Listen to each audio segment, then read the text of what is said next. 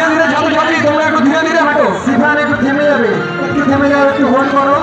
Gap হয়ে গেছে, বড় গ্যাপ হয়েছে, গ্যাপটা পূরণ হয়ে যায়। গ্যাপগুলো আপনারা